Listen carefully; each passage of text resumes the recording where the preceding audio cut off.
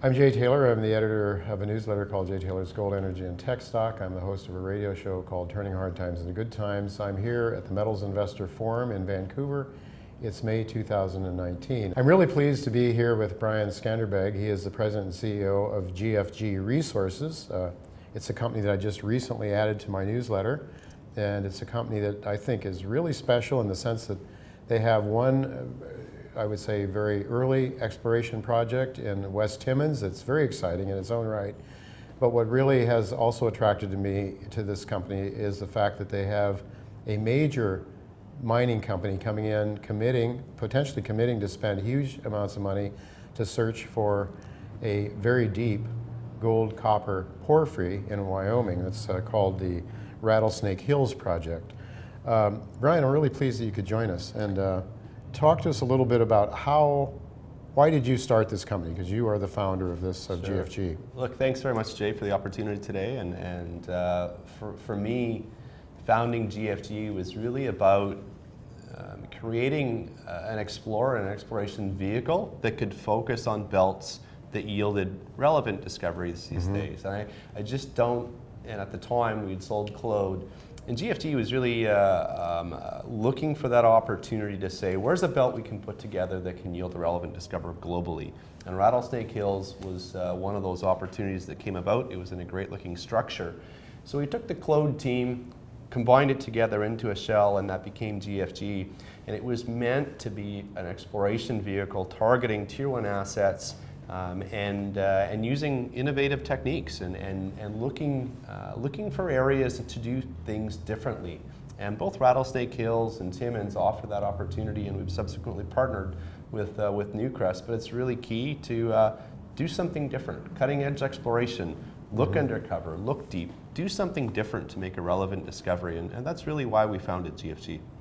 Yeah, Rattlesnake Hills, what caused you to seek a partner for that project? Look, it's the junior market and the exploration space these days. We all know the capital challenges that are out there. And if you have a very large-scale project, the capital needed to advance it is $4 or $5 million a year, US dollars, and these are hard dollars to come by these days. So we knew we had a good project. We knew it needed advancement with serious cash, and we're a 20 million market cap company. So we went looking for the best partner that could focus on that style of system. So we really went looking, and Newcrest found us too, and it was a good partnership. And we negotiated a joint venture, and that was last September, and we're moving it now to drill stage. But it was really necessity out of the timing of the market, but the scale of the opportunity dictates this thing doesn't belong purely to a junior. You need some deeper pockets. Right, for sure. And there are not too many companies that know that kind of system, those deep porphyry systems, better than Newcrest. I know they're involved with some other projects as well.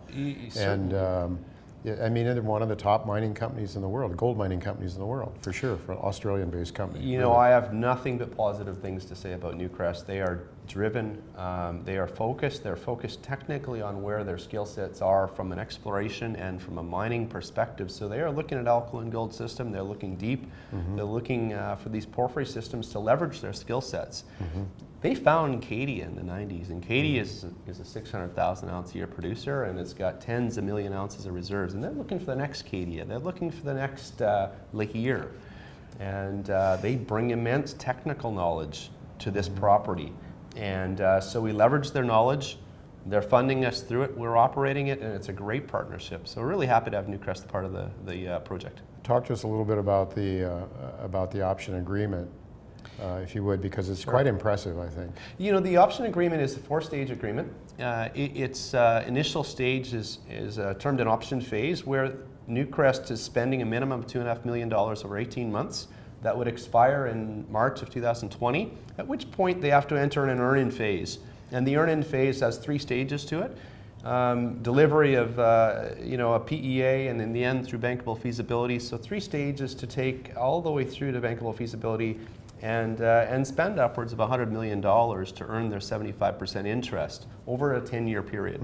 So this is a long commitment. It's meant to pair the expenditure profile with the type of asset they think they have here, and we're really happy with that structure. Right now, GFG as operator, we take a management fee out of it, so it really helps us in covering some G&A. Sure. And we partner with the Newcrest technical personnel that are active out of Denver. So a good deal for Newcrest in the sense that if it's a Newcrest-sized system, they can earn to 75. And it's a good deal for GFG because it allows us to advance what we think is a very large project in a challenging capital market. Right, indeed, and you still have 25% of what could be a very significant. I mean, if they stay with it that long, it's going to be a significant project probably. That is truly it, and we look at best case scenarios and we look at worst case. In best case, we have 25% of a Newcrest-sized system and a Newcrest-sized mine. And let's just say the worst case scenario is they spend their $2.5 million minimum. We already know we're going to spend far more than that. And they return it to us in 100%. That's the worst thing that can happen is we get a knowledge gain, capital in the ground, and we get the project back in its entirety. Right. So there's a spectrum of paths for this asset, but really optimistic that it's a good deal structure and Newcrest is a very good partner. But you're in West Timmins now and you're actively exploring that. That's an exciting target. A large scale too, I guess. I mean, you're a guy that's looking for scale. You don't want to fool around with small stuff. It doesn't really pay too well. Yeah, look, the Timmins portfolio was put together in last year, and it was put together to be a major land position. And we did this because we liked the Timmins belt. We really feel it was underexplored. And if you're looking for a big gold system, look in well-endowed terrains like the Abitibi, and look where things can be hiding. There is a lot of till cover in this belt. The geological model is somewhat evolved over the last sort of decades. The discovery of Cote Lake and Borden, which are proximal deposits to our land positions, really opened up that block of ground. So we put it together. We're putting our capital to work into Timmins, and the concept is to find the next Timmins gold camp and to find, a number of mines. And it's a 60-kilometer scale land position, 700 square kilometers. Extension of the Porcupine Destor, highly underexplored. We're early stage. We're still generating grassroots targets where there is not a single drill hole over 5 kilometers of the Destor Porcupine. That is how underexplored this segment is. That's the opportunity, and for our shareholders and our money, we feel that best value, best bang for your buck is to put our dollars into Timmins. Sure. And you have a drill program set up yet for this year or not? We will drill 8,000 meters this year, meters. And we've already just completed 4,400 meters of that in 15 holes, wrapped that up in mid-April, so expect those results to come out in June. We'll get the drills turning back again there in Q3 and expect those results to come out in Q4. So if you look through the sequence of catalysts for this company, we have eminent drill results now coming out of Timmins. We've already announced a new discovery in Q1 from Timmins. And then we get active down in Rattlesnake, and then the holes come out there, and then we get back at Timmins. So I think the real turning point for GFG is continuity and consistency of relevant catalysts. And we have got a number of them to go through this year, and look forward to announcing the next relevant discovery, whether it's at Timmins or in Rattlesnake Hills. Getting back to Rattlesnake Hills, how often do you expect to get information that you can share with the public from? Well, I guess you are the operator. Are you able to? You probably have to get the approval of Newcrest to release things, but certainly under most JV structures, there's a communication policy. We have a good relationship with Newcrest. We are operators, so we're the first ones to see the assays. We actually provide Newcrest with the technical update right now. Now that could change if we take operatorship back. So for right now, we expect to control that disclosure ourselves.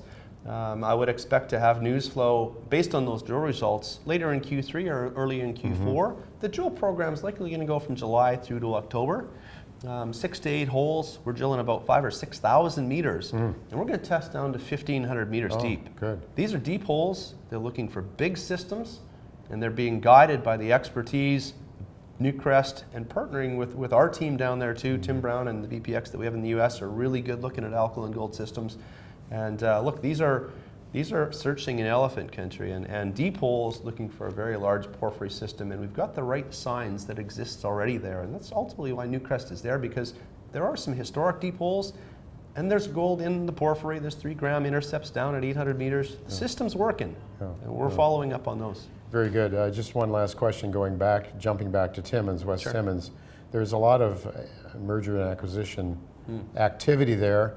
Is it your goal? I mean, I don't think you're a miner, you're an exploration guy, right?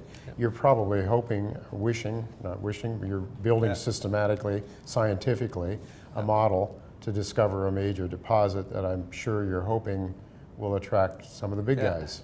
Yeah, look, the You have big guys around you there, right? My background is an exploration geologist, but I also played a role as a COO and CEO of a producer in Saskatchewan called Claude Resources. Yeah, and I so remember. comfortable playing both operating and exploration roles. GFG is an exploration vehicle.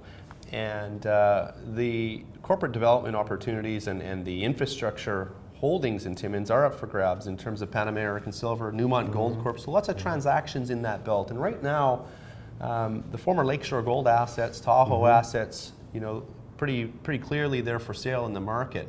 And the relevant point to GFG out of that is you're going to have a newcomer in the belt. Somebody will buy those assets, and somebody's going to buy a 3,500 ton a day mill that's going to need some feedstock. And I think that's a great opportunity. I don't see GFG becoming a producer and having interest in that. But what I can say is it's bringing a lot of eyes on the camp. You have Aussies looking at the camp. You've got the Canadian mid-tiers looking at the camp. You've got Goldcorp Newmont there. So to me, it is revitalizing that camp. You're going to have a new entry and a new player there coming whenever this transaction becomes finalized. If it does, you know, maybe Pan American keeps the assets. I'm not, you know, completely confident that they're going to get sold, but that's what you hear in the market, and I think it's a good thing for GFG because ultimately we have the next 60 kilometers of belt. It's highly underexplored, and we're looking at targets that are, you know, mine scale, camp scale systems. We can find multiple mines on our property in the coming year. Yeah, very impressive, and you'll have a lot of news coming out. So, really a pleasure. Thank you very much, Brian, for coming to Vancouver for this event. Thank you very much, Jay, for the invite, and to your audience, very happy to tell you the GFG story. Absolutely. Thank you. Thank you.